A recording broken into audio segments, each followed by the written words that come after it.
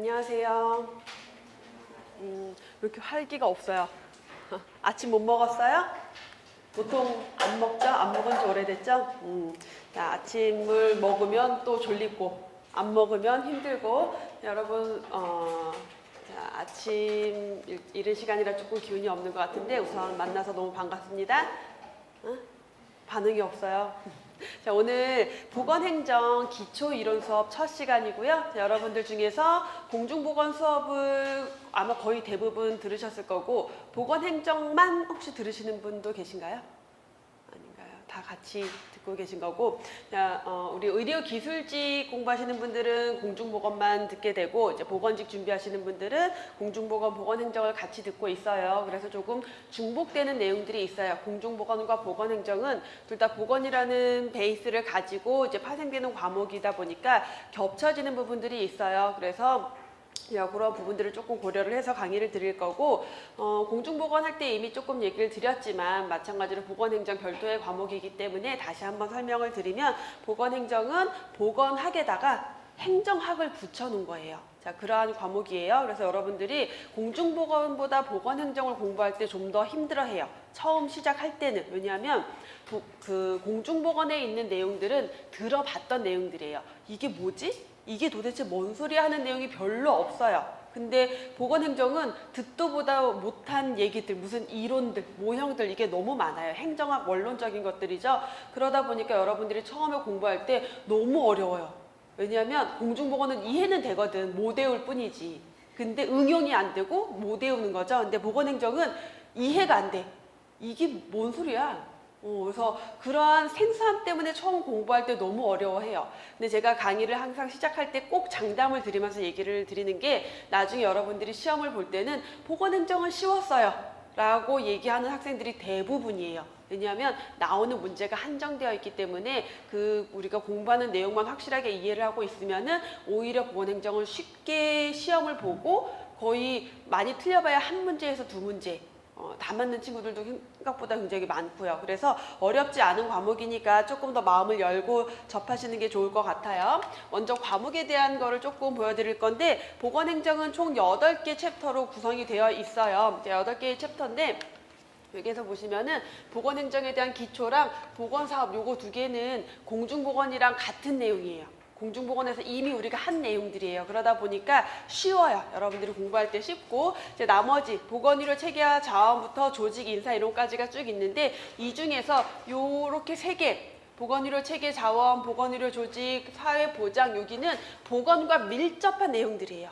그렇기 때문에 조금 더 이해가 쉬워요. 그렇게 어렵진 않은데, 재무행정, 정책이론, 기획이론, 조직, 인사, 요 내용들은 자, 여러분 내가 무슨 경영학을 배우는 것도 아닌데 이러한 이론들이 나와요. 그러다 보니까 너무 생소해요. 어려워요. 이해가 안 돼요. 그래서 요 내용을 할 때 여러분들이 제일 어려워하고 처음에는 굉장히 힘들어하고 이해가 안 돼서 보건행정에 대한 고민을 많이 하게 되는데, 요 안에서는 어차피 우리의 전문 분야, 전공이 아니기 때문에 나오는 내용들이 한정되어 있어서 그 내용들을 집중적으로 공부하다 보면은 나중에는 다 이해가 돼요. 여기는 암기할 내용들은 아니에요. 암기로 안 돼요. 너무 많고 설명이 다양하기 때문에 여러분들이 이 모형, 예를 들어서 뭐 합리 모형이야. 합리 모형이 도대체 뭐야? 합리 모형은 이렇게 의사결정하는 모형이야 라는 거를 이해하고 나면은 문제 풀 때 오히려 훨씬 쉬워지는 내용들이 여기예요. 근데 생소하기 때문에 어렵다. 그러다 보니까 한 번 수업을 듣고 난 다음에는 절대 무슨 말인지 몰라요. 근데 2번 수업을 듣고 2번 정도 설명을 듣고 나면 그런 건가 해요. 근데 문제를 보면은 또 몰라요.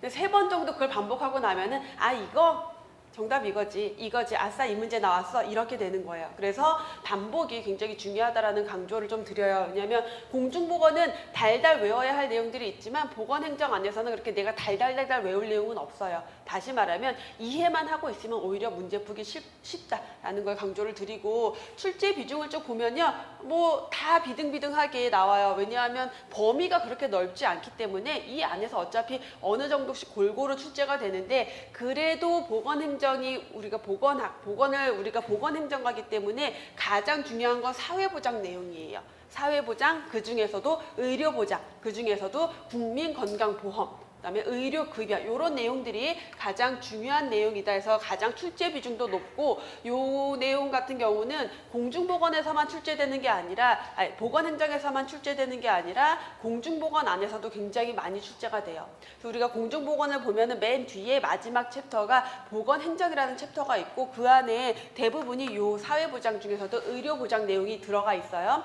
출제 비중이 높고 요 내용은 공중보건에서도 많이 출제가 되고요. 그다음에 보건의료 체계 자원, 보건의료 조직 요 안에 요 내용들은 내용이 많진 않아요. 분량이 많진 않지만 굉장히 중요한 보건에서 가장 기본이 되는 베이스 내용이 있기 때문에 중요하게 매년 당연히 출제되는 문제들이 있고 다음 정책, 기획, 조직, 인사 같은 경우는 너무 생소하고 어렵지만 어차피 이 안에서 출제될 수 있는 것들이 한정되어 있기 때문에 그렇게 어렵진 않아요. 하지만 시작할 때 어렵고 출제 비중은 그때그때 다른데 가끔 어떤 경우는요 여기에서만 7문제 정도 나올 때도 있어요.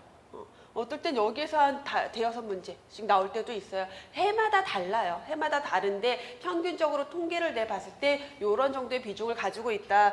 재무행정, 보건경제는 출제 비중이 꽤 낮네요. 보건경제 같은 경우는 우리가 국민의료비에 대한 내용이 있어요. 이 내용은 정말 쉽지만 자주 출제되는 내용이고 재무행정에서 예산, 재무와 관련된 내용이 있는데 그건 좀 어려워요. 하지만 출제 비중이 그렇게 높지는 않은 편이지만 좀 어려운 내용이 여기 잘라서 여기 좀 어렵고 보건사업, 건강증진. 자, 건강증진 문제는 기본적으로 한 문제 깔고 가요. 최근에 와서는 건강증진 문제 중요하고 보건사업에 대한 내용들은 우리가 공중보건에서 이미 다뤄졌던 내용들이에요. 그래서 공중보건의 내용을 좀 복습한다라는 개념으로 접근할 수 있어요.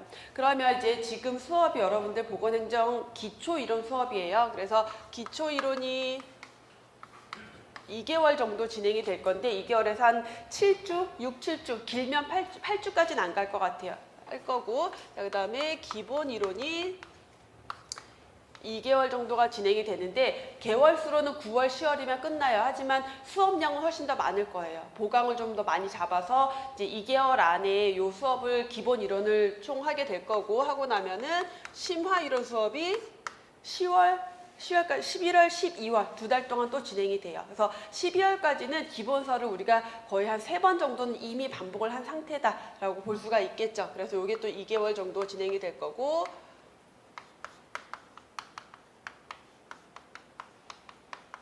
기출문제 풀이가 진행이 되는데 기출문제는 우리 교재 흐름 그대로 가요. 그래서 교재를 다시 한번 공부를 하는데 그거를 문제를 풀면서 공부를 한다라고 생각하시면 되고 90% 정도는 기출문제고 거기에 추가로 이제 출제 가능한 문제들이 예상 문제가 들어갈 거예요. 이게 2개월에서 3개월 정도 진행이 될 거예요. 그다음 마지막 모의고사. 얘가 3개월이 되면 얘가 1개월이 될 수 있고 요게 2개월이면 요게 해서 이렇게 해서 언제까지 끝나냐면은 여기까지가 12월, 1월, 2월, 3월, 4월까지 하면은 모든 수업이 끝나요. 그럼 이제 여러분들이 본격적으로 금방 지나가죠, 여러분. 수업 몇 번 듣고 나면 끝이에요. 지금 시작하니까 엄청 많이 남은 것 같죠? 순식간에 지나가요. 그래서 이렇게 해서 4월까지 하고 나면 이제 5월 달에 여러분들은 개인적으로 이제 그동안 공부했던 거 다 마무리 정리를 한 다음에 6월에 시험이에요. 벌써 시험이네. 뭔가 확 오지 않아요? 빨리 우리가 공부를 열심히 해야겠다. 그래서 지금 우리가 일찍 시작했으니까 기간이 굉장히 길다라고 생각을 하고 루즈하게 들어가면 안 돼요. 타이트하게 내가 계획을 짜고 들어가야 되는 전체 커리큘럼이에요.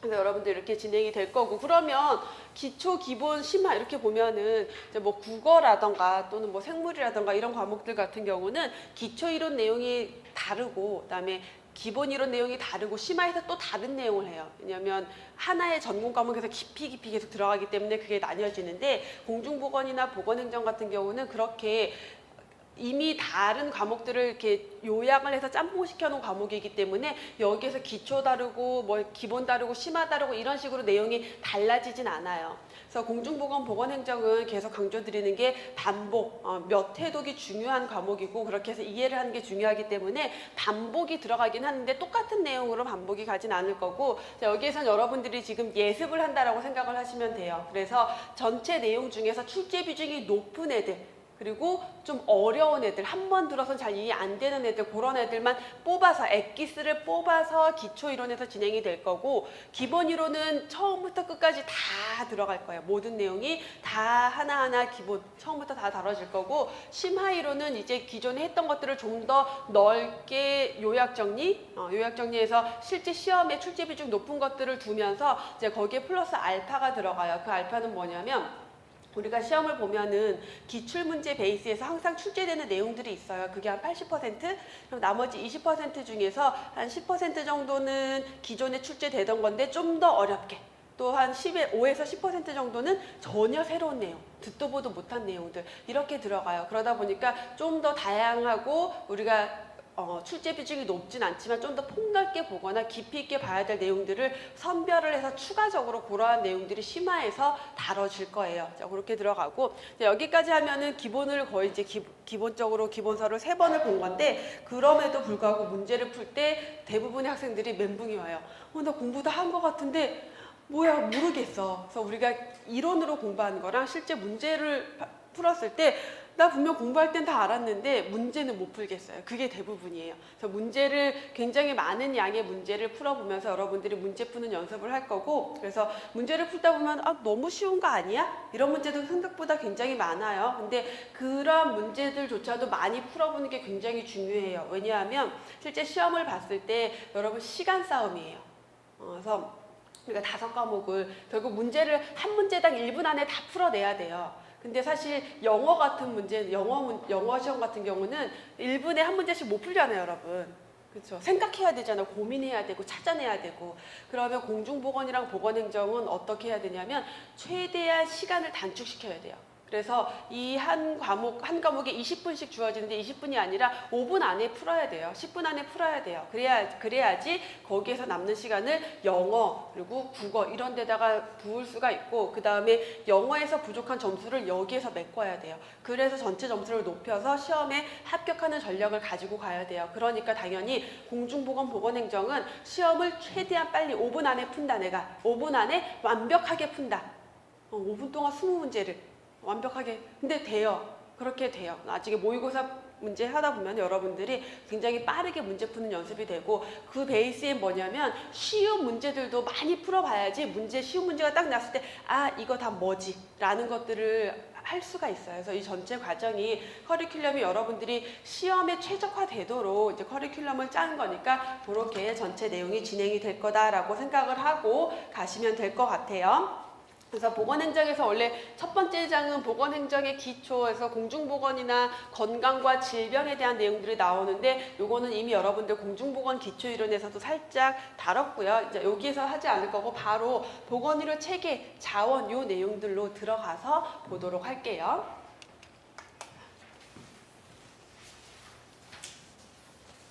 자, 보건행정은 우리 공중보건 할 때는 이렇게 뭔가 슬라이드에 어떤 내용이 딱 나왔을 때 뭐 크게 생소한 표현 자체가 별로 없었어요. 그렇죠? 우리가 들어볼 법한, 학교 다닐 때 한 번쯤은 접해봤던 내용들인데, 보건행정에서 보시면은 자, 소비자의 무지, 수요의 불확실성, 치료의 불확실성, 외부 효과 뭐 이런 이상한 말들이 나와요. 이게 도대체 뭔가.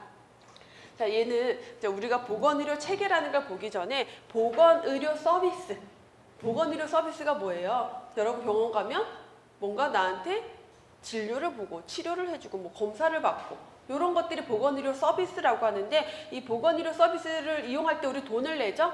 그러니까 경제적인 부분이에요. 재화예요. 하나의. 우리가 커피를 사고 돈을 내듯이 보건의료 서비스를 제공을 받고 우리가 돈을 내요. 근데 이 보건의료 서비스라는 산업은, 이 재화는요, 일반적인 다른 물건, 커피, 물, 뭐 과자, 밥 이런 거랑은 좀 다른 특성을 가지고 있어요. 어떤 특성, 이러한 다른 특성을 가지고 있기 때문에 보건의료 서비스는 다른 재화랑 다르게 다뤄져야 돼요. 그래서 국가가, 원래 우리가 시장 경제잖아요. 주변에 커피집이 많이 생기고 커피 가게가 엄청 많아지니까 뭐 1,900원짜리 커피 이런 게 막 생겨나고, 싼 것도 생겨나고, 동네 커피 전문점이 엄청 많이 생기고, 편의점에서도 1,000원짜리 커피를 사고, 그리고 사람들이 점점 맛도 괜찮네, 그거 싼 걸 찾고 이렇게 되잖아요. 이게 시장 경제란 말이에요. 시장에서 자연스럽게 수요와 공급의 정보의 관계가 형성이 되는 건데 보건의료 서비스는 이러한 특성이 있기 때문에 그렇게 시장 경제에 맡길 수가 없어요. 그럼 어떻게 해야 되느냐? 국가가 개입하고 간섭해서 가격도 조정하고 품질도 적당히 유지할 수 있도록 뭔가 계속 개입하고 간섭을 해야 돼요. 결국 얘네들은 뭐냐면 국가가 왜 보건 행정을 중요하게 생각하고 보건과 관련된 정책, 보건과 관련된 사업 이런 것들을 국가가 자꾸만 개입하고 간섭하느냐, 그 원인이 바로 여기에 있어요. 그래서 모든 시작은 여기에서 시작이 되는 거예요. 보건과 관련된 것들은. 그럼 어떤 특성들을 가지고 있느냐? 소비자의 무지래요. 소비자의 무지 또는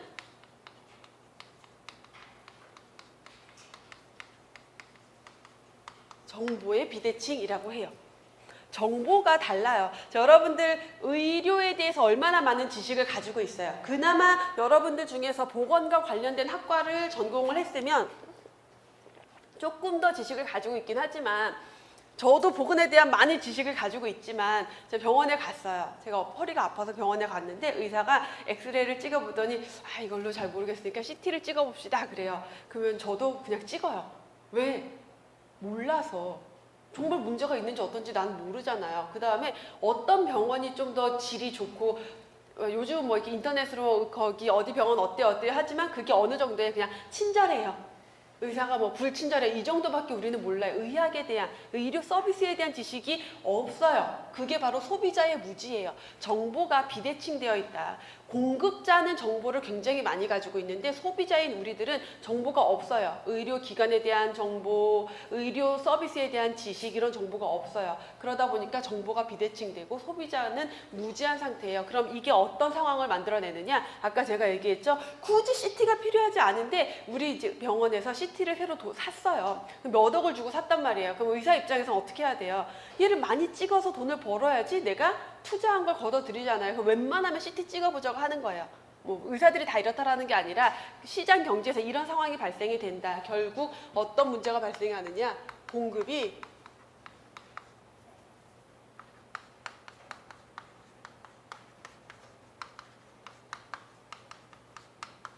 공급이 수요를 창출하게 되는 거예요. 자, 요걸 우리는 뭐라 그러냐면은 공급자에 의한, 의사에 의한 유인 수요라고 해요. 유인 수요가 발생합니다. 그러니까 굳이 필요하지 않은 의료 서비스를 소비자가 이용하게 되고 그럼 그건 또 무슨 문제가 돼요? 의료비 증가, 국민 의료비가 증가돼요. 이러한 문제가 발생이 돼요. 그러니까 국가가 어떻게 해야 돼요? 개입하고 간섭해서 소비자들에게 알려줘야 돼요. 이 의료기관은 어때? 이 의료기관의 서비스 질은 어떻고 어떤 수준이고 그래서 우리나라에서 실제 많은 부분들을 이제 뭐 간섭하고 우리에게 알려주고 있진 않지만 여러분들이 느끼기에 그래서 나라가 나서서 우리에게 의료기관에 대한 정보를 주는 게 뭐가 있어요? 난 접해본 적이 없는데 여러분들은 아마 잘 접해보지 못했을 거고 애기 엄마들 같은 경우는 좀 더 그 정보를 써요. 뭐냐면 어느 병원이 항생제 처방률이 높지? 이게 되게 민감한 거예요. 애기들한테 항생제 너무 많이 쓰면 내성 생기고 그러니까 심평원에 들어가면요. 국가 이제 나라에서 그 이제 심평원에서 쭉 의료기관 심사를 하면서 각 병원별로 항생제 처방률을 쭉 해서 발표를 해놔요. 그러면 거기 들어가서 우리가 정보를 볼 수 있어요. 그러면 어떤 병원은 항생제 처방률이 너무 높아요. 그러면 이제 예전에 시골의 할머니들 또는 예전 같은 경우는 그 병원 가면 감기가 뚝 떨어져. 항생제를 막 쓰니까 또는 스테로이드 막 쓰니까 내가 할머니가 무릎이 너무 아픈데 그 병원에만 가면은 너무 안 아픈 거예요. 동네 할머니들한테 얘기해서 다 손 붙들고 가요. 뭐예요? 스테로이드 막 이런 거 쓰는 거예요. 그런 것들이 결국은 당장은 좋지만 나중에 장기적으로 봤을 때 좋지 않은 거고 그래서 그런 것들을 국가가 국민들에게 알려주는 거죠. 그래서 이 병원의 질은 어때? 항생제 처방률은 어때? 합병증 발생률은 어때? 이런 것들을 알려줌으로 인해서 개입하고 간섭하는 거죠. 그냥 내버려두면 안 되니까. 그리고 뭐 CT나 이런 거 찍는 것도 과도하게 어떤 처방을 하진 않는지 그래서 의료 서비스의 처방 내용들을 통해서 과도한 의료가 공급되고 있는지 그런 것들을 확인하게 돼요. 자, 그게 바로 소비자의 무지라는 개념이에요. 이 개념을 이해하고 있으면 되고 수요의 불확실성. 자, 수요는 뭐예요? 우리가 의료기관에 가서 서비스를 이용하고자 하는 우리의 어떤 필요에 의해서 이용하게 되는데 그게 불확실해요. 여러분 언제 병원 갈 거예요? 안 갈 거예요. 장담할 수 있어요? 몰라요. 언제 누가 어떻게 아파서 병원에 갈 일이 생길지 몰라요. 수요의 불확실성 또는 불예측성, 소비의 불예측성, 수요의 불확실성, 수요의 불예측성, 뭐 다 같은 표현이에요. 소비, 수요, 불확실하다, 예측이 불가능하다, 다 같은 표현들이에요. 무슨 얘기예요? 언제 누가 어떤 이유로 의료 서비스를 이용하게 될지 몰라요. 그래서 여러분들 TV에 보면은 왜 그 보험 광고 나올 때 이런 얘기 나오잖아요. 뭐 대한민국 40세 이상 성인 남녀 5명 중에 3명은 암이랍니다. 여러분 언제 암에 걸릴지 모르니까 보험에 가입하세요. 그쵸? 여러분 보험 가입 왜 해요? 나 지금 안 아픈데 나중에 암에 걸릴지도 모르고 내가 어떤 중증 질환에 걸릴지도 모르니까 미리 대비하는 거죠. 수요가 불확실하기 때문에 대비를 하는데 이거를 개인적으로 하다 보면 어때요? 돈 있는 사람은 보험 가입 많이 하고 돈 없는 사람은 못 하고, 그럼 문제가 어떤 질병이 생겼을 때 형평성 문제도 깨지고 개인 단위로에는 어떤 한계가 있다. 그래서 국가 단위로 이거를 대비하는 거예요. 그게 뭐예요? 국민건강보험, 의료보험에 가입하는 거죠. 그래서 의료보험 제도의 근거가 되는 의료보험 제도 필요의 이유가 뭐냐라고 하면 바로 수요의 불확실성, 불예측성이다. 이런 식으로. 그래서 어떤 국가에서 의료보험 제도를 뭐 완비하는 데 있어서 구비하는 이유가 무엇이냐, 이유에 해당하는 특성은 무엇이냐, 이런 식의 문제들 많이 출제되는 문제 중에 하나예요. 그래서 의료보험이 필요하다. 자, 의료보험과 가장 밀접한 관련성이 있는 보건의료 서비스의 특징은 무엇인가? 수요의 불예측성, 수요의 불확실성, 예측 불가능성이라고도 하고요. 그다음 치료의 불확실성이라는 건 뭐냐면, 그래서 어쨌든 내가 아파서 병원에 갔는데, 제가 예전에 이제 병원 생활을 할 때 되게 많이 봤다. 지금도 가끔 봤는데 주변에 이모의 친구의 뭐 사돈의 팔촌에 가끔 연락이 와요. 야, 내 주변에 누가 위암이라는데 어디 병원에 어떤 의사가 잘하냐? 거기 소개 좀 시켜줘. 엄청 전화 많이 와요. 청탁 의뢰. 뭐 힘도 없는데, 그쵸? 그래서 이게 왜 그래요? 치료의 불확실성 때문에 그래요. 우리가 맹장 수술을 하러 들어갈 때도 죽을 수도 있습니다라고 서명을 하고 들어가요. 설명을 듣고 동의서를 하고. 불확실해요. 이 치료 결과가 어떨지 몰라요. 그러니까 소비자는 어떤 욕구가 발생하냐면 의료 서비스에 대한 양과 질에 대한 굉장히 많은 욕구를 가지고 있어요. 좀 더 질 좋은 서비스를 받고 싶어하고, 왜 죽을지도 모르는데 좀 더 많은 의료 서비스가 나에게 제공되길 바라는 그러한 욕구가 생길 수밖에 없기 때문에 국가가 또 어떤 의료 서비스에 대한 양과 질에 대한 관리를 해야 된다라는 특성과 연결이 되는 거죠. 자, 다음에 네 번째, 외부 효과. 외부에 어떤 영향을 줘요. 의료 서비스는, 보건의료 서비스는. 자, 어떤 거냐면, 얼마 전에 한 2년 됐나요? 3년 됐나요? 벌써? 메르스. 자, 우리 그 메르스에 걸려서 우리나라로 들어왔던 그 초발단 환자. 그 환자를 생각을 해볼게요. 이 사람이 내가 중동 가서 메르스균을 가지고 가서 우리나라에 전파시켜야지 의도를 가지고 온 게 아니에요. 그쵸? 자기도 되게 불운하게도 질병에 걸린 건데, 이게 이 사람만의 질병, 이 사람만 중동 갔다 왔는데 이 사람만의 질병으로 끝났어요? 아니에요.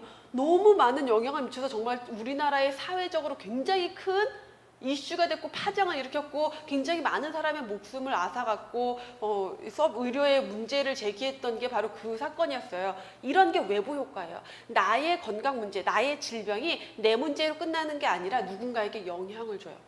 그러면 만약에 그렇게 들어왔는데 첫 번째 그 환자를 받았던 병원에서 빠르게 판단하고 이 사람을 격리시키고 막 이런 걸 철저하게 했다라고 한다면 주변으로 퍼져나가지 않았겠죠. 이거를 의료 서비스는 이 어떠한 질병이 밖으로 퍼져나가지 않도록 막을 수 있는 그러한 긍정적인 외부 효과도 가지고 있어요.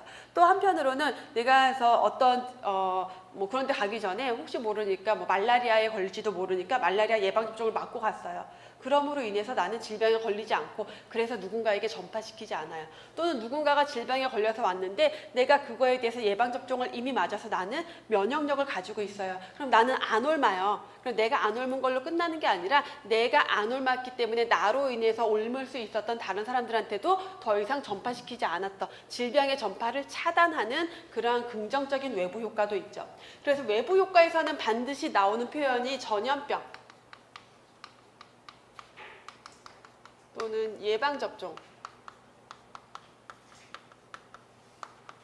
이런 것들이 바로 외부 효과의 대표적인 사례가 되는 거죠. 다음에 우량제. 자, 우량한 게 뭐예요?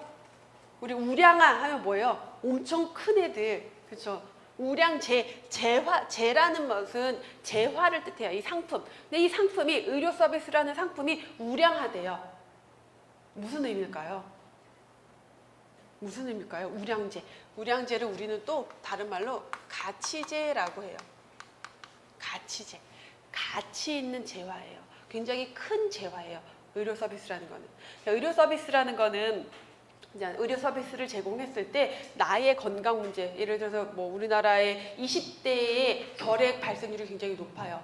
그럼 20대의 청년들이 결핵에 되게 많이 걸렸다. 그럼 이게 그 사람의 건강 문제로 끝나는 게 아니라 결핵으로 인해서 건강이 안 좋아져서 나중에 경제 활동을 못하고 많은 인구가 경제 활동을 못하면 그 국가는 사회 경제적으로 발전할 수가 없어요. 그렇기 때문에 굉장히 그 국가의 미래와도 밀접한 관련이 있는 거죠. 대표적인 우량제가 교육이에요. 교육.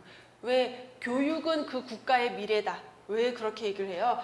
국민의 교육 수준이 높아지고 지적 수준이 높아지고 사회 경제적 수준이 높아져야지 그 국가도 발전할 수가 있는 거죠. 그만큼 중요한 가치 있는 우량한 재화다라는 거예요. 근데 이거를 만약에 시장 경제에 그냥 내맡겨 버렸다. 우리는 사실 의료 시장이 약간 시장 경제 체제에 있긴 해요. 그러다 보니까 어때요? 우리 주변에 보면 병원들 이렇게 쭉 둘러보면 우리 동네에 어떤 병원이 제일 많아요? 여러분 집 주변에 이렇게 보면은 안 봐서 잘 병원에 관심이 없어서 난 아직 충분히 예쁘니까 피부과도 관심 없어. 이렇게 여러분 진짜 보면요. 대부분 피부과, 그 다음에 성형외과, 그 다음에 그나마 동네에 있으면은 정형외과, 그리고 내과. 근데 절대 내과 혼자 있는 데 없어요. 뭐 내과, 이비인후과 같이 있거나. 이렇게 가는 거예요. 그러니까 뭔가 정말 국민들에게 필요한 의료 서비스가 다 제공이 돼야 되는데 돈이 되는 거에만 집중을 해요. 그러다 보니까 병원에서 어떤 문제들이 요즘 발생하고 있냐면 의사, 전공의들이 외과 이런 데 지원 안 해요. 외과에 전공의가 없어요. 레지던트가 없어요. 다 어디 가요? 성형외과, 안과, 피부과, 정형외과만 가요.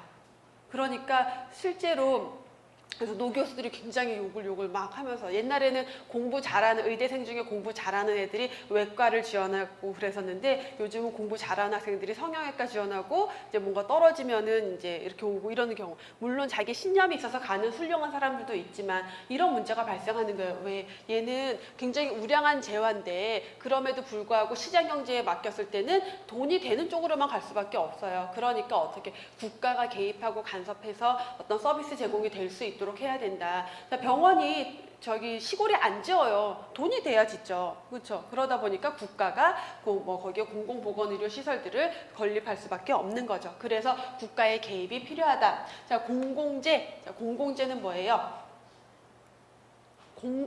모든 사람이 같이 이용할 수 있어야 되는 재화라는 거예요. 공공 화장실. 지나가다 다 들어갈 수 있는 데잖아요. 이렇게 보건의료 서비스는 어떤 개인을 위한 서비스가 아니라 국민 모두를 위한 서비스여야 된다라는 거예요. 그래서 모든 사람들이 그 서비스를 제공받을 수 있어야 된다. 자, 요 공공재가 가지고 있는 특징을 우리는 두 가지 특징을 얘기를 하는데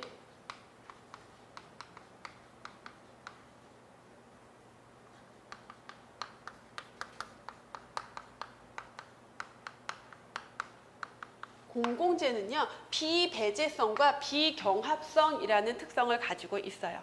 비배제성, 비경합성. 무슨 얘기냐면은 비배제성, 배제성이라는 게 뭐냐면 누군가는 그 서비스로부터 배제될 수 있다는 거예요.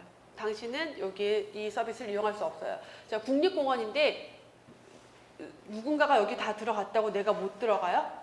아니죠. 누구나 다 국립공원에 들어갈 수 있어요. 배제되지 않아요. 근데 그냥 예를 들어서 사립 무슨 관광시설이에요. 돈이 없으면 배제돼요. 못 들어가요. 근데 의료 서비스는 공공재이기 때문에 비배제성이라는 특성을 가지고 있다. 비경합성이라는 것은 그 서비스를 이용하기 위해서 누군가 경쟁해야 돼요. 그래서 여기는 100명밖에 못 들어가요. 딱 이렇게 해놓은 거죠. 그러면은 99명까지 찼어요. 한 명이 더 들어가는 순간 나는 거기에서 못 들어가는 거죠. 경합을 해야 돼요. 누군가랑 이 서비스를 이용하기 위해서. 근데 공공재이기 때문에 비경합성, 그래서 경합해서는 안 된다. 이런 특성을 가지고 있는데 근데 우린 병원 이용하려고 보면은 내가 돈이 없어서 어떤 의료기관을 이용하지 못하기도 하고 또는 그 예약이 꽉 차서 내가 못 들어가기도 하고 이런 경우들이 생기잖아요. 그래서 이 공공재라는 특성은 사실 우리나라의 어떤 그냥 일반 의료 서비스에서는 공공재적 성격을 가지고 있지 못한 부분이 있지만 공공보건과 관련돼서 공중보건 사업이나 이런 것과 관련돼서는 공공재적 성격을 가지고 있다. 그래서 이 공공재가 굉장히 중요한 보건의료 서비스라는 그 재화의 특성이다라고 보시면 돼요. 그리고 공공재, 모든 국민을 대상으로 이 서비스가 제공이 돼야 되기 때문에 그만큼 국가의 개입, 간섭이 중요하다. 그래서 이 공공재라는 성격은 이 나머지를 다 포함하고 있는 개념의 중요한 개념이기도 해요. 왜냐하면 이런 특성을 가지고 있기 때문에 얘는 공공재여야 돼. 모든 국민들에게 국가가 얘를 제공할 수 있어야 돼. 이러한 성격을 가지고 있을 수밖에 없어요. 그래서 굉장히 중요한 특성이고, 다음 공급의 독점성이라고 하면 뭘까요? 공급을 독점하고 있어요. 누가? 의료인으로서 특히 의사가, 의료기관을 병원장은 의사밖에 못 돼요. 그러니까 의사가 있어야 돼요. 의사라는 면허증을 가지고 있는 사람만 그 의료 서비스를 공급할 수 있어요. 왜? 이거는 어느 정도 이상의 질적 수준을 보장받아야 되기 때문에 면허를 가지고 있는 사람만 그 시장에 진입할 수가 있어요. 그렇다 보니까 공급이 독점돼요. 누구에 의해서? 의사단체, 의사협회에 의해서 공급이 독점이 돼요. 그러다 보면 어떤 문제가 생기냐면 공급자에 의한 독점에 의한 어떤 폐단이 발생할 수 있겠죠. 마음대로 가격 조정하고 그러면 안 되기 때문에 그럼에도 불구하고 의료 수가 이런 것들을 국가가 개입해서 결정하게 되는 거죠. 시장에 맡겨버리는 게 아니라. 그래서 공급의 독점으로 인해서 발생될 수 있는 폐단을 막기 위해서 국가가 또 개입하고 간섭하고 어떤 규제를 하게 되는 거죠. 다음 비탄력성. 자, 얘도 굉장히 중요한 개념인데 비탄력적이에요. 보건이 아니라 경제학에서 사용이 되는 용어인데 어떤 재화가 탄력적이다라는 건 수요의 소비 그 가격 탄력성 또는 소득 탄력성이라고 해요. 무슨 얘기냐면 가격 탄력성, 여기 나머지도 지울게요. 어떤 재화가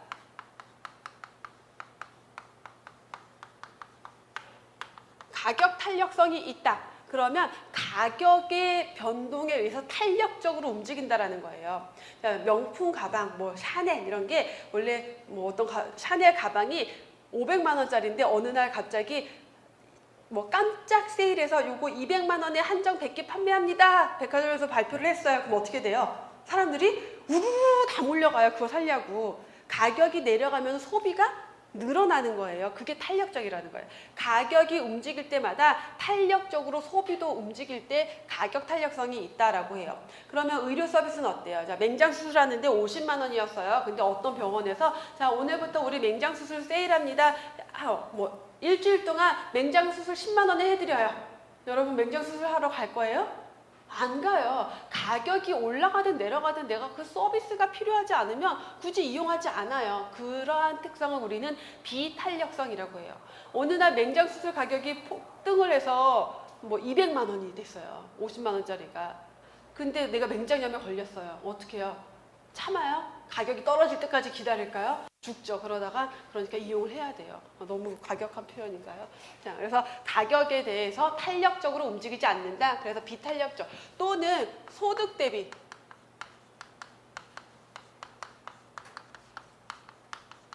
소득 탄력성이라는 건 내가 돈이 많아졌어요. 수입이 늘어났어요. 그러면 그 수입이 늘어난 만큼 내가 원래 한 달에 한 200만 원씩 벌고 있었어요. 그래서 샤넬 가방 이런 거 엄두도 못 냈는데 어느 날 내가 연봉 1억이 됐어요. 막 생각만 해도 좋아. 그래서 쉽게 가방을 살 수 있게 됐어요. 이런 것들을 소득 탄력성이라고 해요. 근데 어때요? 내가 연봉이 100만 원이, 연봉이 3천만 원이든 1억이든 맹장염이 걸려야 맹장수술 하러 가고 응급 상황이 생겨야 응급실을 가는 거죠. 소득에 대해서 움직이지 않아요. 하지만 보건의료 서비스 중에서도 가격 탄력적이고 소득 탄력적인 재화들이 있긴 있어요. 뭐가 있을까요? 가격 탄력성 있는 거. 성형외과 보톡스 우리 옛날에 여러분 보톡스 여러분들은 아직 안 맞아봐서 모르겠지만 자, 보톡스 같은 거 원래 한 30만 원 했었어요. 근데 요즘에 한 뭐 5만 원, 7만 원 막 그렇게 해요. 엄청 많이 이제 맞으러 가는 거죠. 예전에 30만 원 하다가 막 세일해서 1+1 한다 그러면 사람들 막 그 병원 가고 그게 시트콤 주제로 그런 게 나오고 그랬었어요. 얼마나 가격 대비 탄력성이에요. 그래서 성형이라던가 미용 이런 것들 그다음에 뭐 소득 탄력적인 거 가장 대표적인 게 고가의 건강검진 같은 것들. 그래서 건강검진 뭐 한 번 받는데 우리 그냥 일반적으로 국민건강보험공단에서 해주는 거 말고 막 CT 찍고 MRI 찍고 머리부터 발끝까지 다 하는데 진짜 비싼 건 몇백만 원씩 해요. 근데 그런 것들 내가 돈이 없으면 못 하다가 이제 돈이 좀 생기면 부모님 효도 선물로 그런 거 해드리죠. 소득 탄력성 있는 것들 건강검진. 그래서 마찬가지예요. 소득 탄력 있는 게 돈을 많이 벌면 성형 미용 이런 데 또 쓰겠죠. 그래서 같이 있는 게 성형 미용 건강검진. 자, 여기서의 건강검진은 고가의 개인이 부담하는 건강검진을 얘기하는 거예요. 또는 뭐 치과 보철 같은 것들, 교정이나 이런 것들은 탄력적이지만 일반적인 치료를 위한 것들은 비탄력적이다. 그래서 시험 문제에 다음 중 탄력성이 가장 낮은, 탄력적이지 않은 보건의료 서비스는 무엇인가? 그럼 보기에 뭐 치과 보철, 그 다음에 뭐 치석 제거 이런 게 보기가 나와요. 그다음에 뭐 응급 상황, 응급 진료, 건강검진 하면은 뭐 교통사고로 인한 응급 진료 이런 것들이 가장 비탄력적인 특성을 가지고 있겠죠. 자, 수요와 공급의 일치.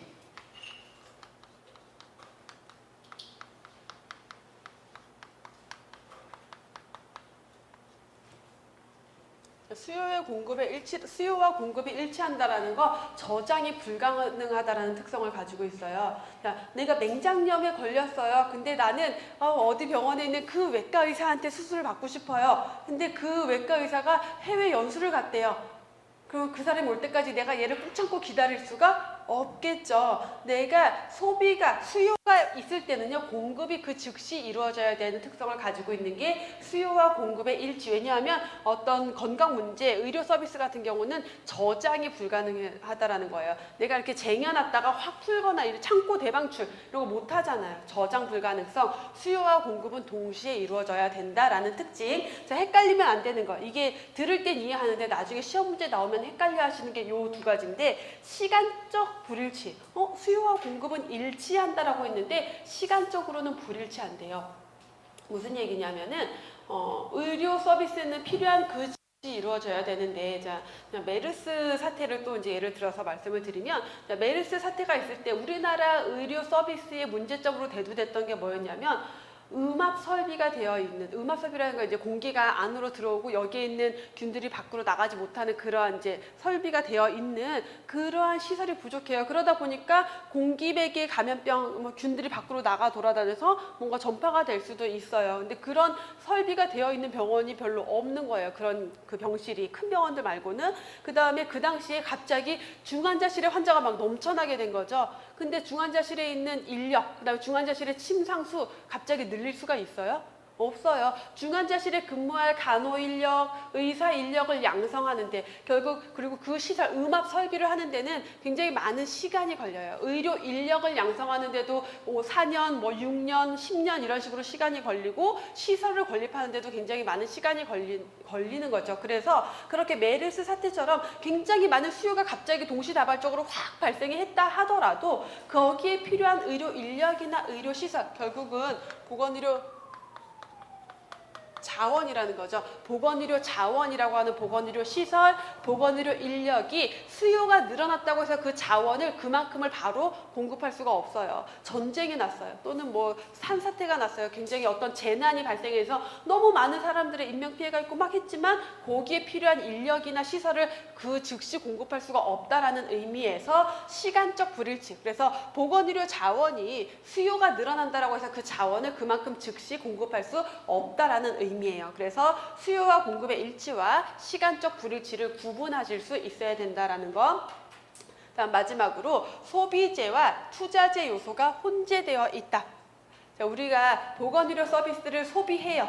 자, 그럼 소비하면은 내가 돈을 내고 어떤 치료를 받는 소비가 되기도 하지만 이거는 미래에 대한 투자이기도 한 거죠.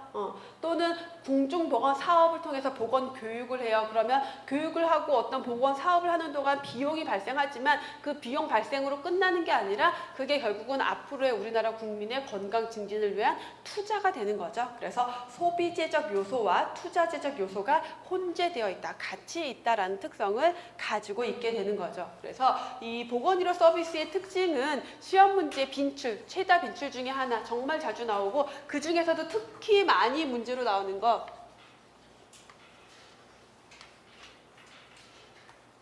다 많이 나온대요. 얘네들이 가장 많이 나와요. 그 다음에 뭐 얘네들 정도가 시험 문제로 정말 자주 출제가 되는 거예요. 그래서 결국 얘네들은 뭐다? 결국 이러한 특성을 가지고 있기 때문에 보건의료 서비스를 시장 경제에다가 맡겨놓을 수 없고 국가가 개입하고 간섭해야 되는데 그 중에서도 소비자의 무지는 어떤 문제를 발생시킨다? 공급에 의한 유인 수요를 발생시킨다. 그래서 의료비를 증가시킨다. 수요의 불확실성 때문에 필요한 게 뭐다? 의료보험이다. 그래서 만들어진 게 의료보험이다. 외부 효과와 밀접한 관련이 있는 것들이 전염병, 그리고 예방접종과 관련된 것들, 우량제, 공급제, 그래서 이런 것 그 중요한 내용이다라고 했고, 공공재, 특히 공공재이기 때문에 가지고 있는 특성, 비배제성, 비경합성, 그리고 또 하나 더 생각하면 하나만 더 하면은 무임승차 문제가 발생한다.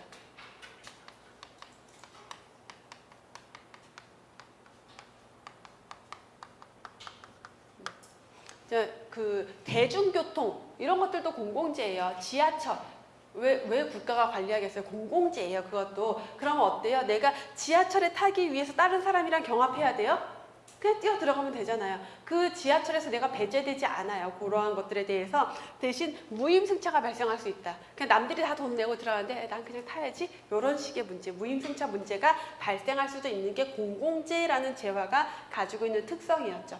그다음 비탄력성. 그래서 어떤 서비스가 가장 비탄력적이냐, 탄력성이 있느냐 이런 문제들 출제되고 이 두 가지. 또 헷갈리게 문제로 나온다라고 했죠. 그래서 결국 얘네들 때문에 필요한 게 뭐다? 이 전체 특징 때문에 국가가 이 보건의료 시장에 개입하고 간섭한다라고 했어요. 자, 그래서 그 다음 내용에 나오는 게 바로 국가 개입의 필요성. 왜 국가가 보건의료 시장에 개입하고 간섭하느냐, 이 개입과 간섭이 왜 필요하느냐, 첫 번째 시장 실패.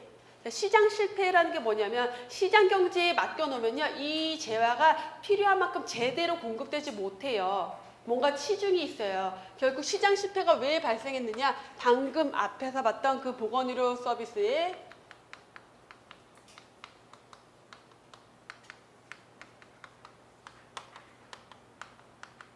보건의료 서비스의 사회경제적인 특성, 우리가 방금 앞에서 봤던 그 많은 내용들, 그러한 특성들 때문에 시장 실패를 겪게 되고 그래서 국가가 개입할 필요성이 있다라는 거예요. 시장 경제에 맡겨놓으면 효율적으로 잘 돌아가지 못한다. 부족한 부분들이 생기고 그로 인해서 시장 실패가 발생한다. 그래서 정부가 규제도 해야 되고 어떤 촉진도 시켜야 되고 그런 문제가 발생한다라는 거고, 건강의 총체성이라는 거, 보건의료는 잠재적 유효성이 크다라고 해요.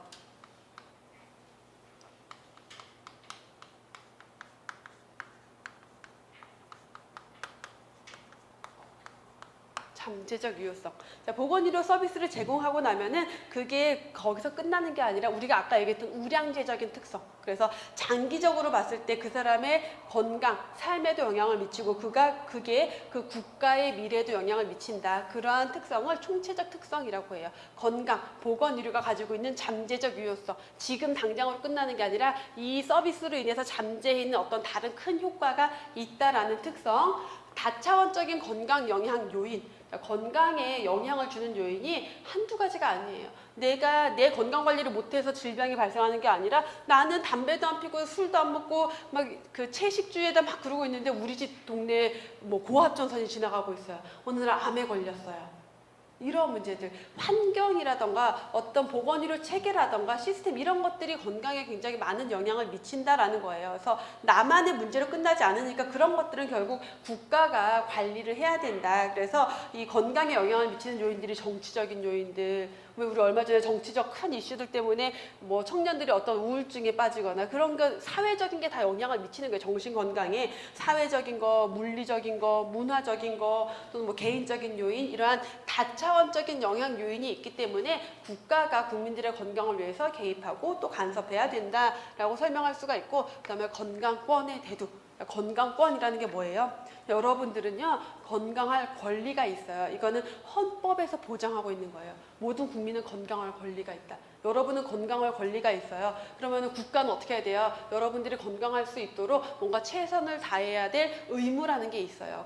건강이 내가 알아서 하는 문제가 아니라 내가 생존권적 기본권이라는 거예요. 그래서 의식주와 함께 제4의 기본권이라고 하는 생존권적 기본권인 건강권의 문제. 그래서 예전에는 건강은 다 개인의 문제였는데 지금 현대 사회에 와서는 건강은 국가가 국민들을 위해서 책임져줘야 될 하나의 국민들의 권리다라는 개념이 대두가 됐기 때문에 국가 개입이 필요하다. 라는 걸로 이어지게 되는 거죠. 그래서 지금 요 1시간 동안 했던 내용이 결국 보건행정의 가장 기본 베이스가 되는 거예요. 그렇기 때문에 사회 보건의료 조직이나 이런 것도 국가에서 공공보건 조직들을 마련을 하게 되고요. 사회 보장제도를 마련하고 의료 보장제도를 마련하고 어떤 보건행정, 보건정책, 보건조직 이런 데 국가가 여러 가지 역할들을 할 수밖에 없는 거죠. 여기까지 하고 잠깐 쉬었다가 뒤에 이어서 또 보도록 할게요.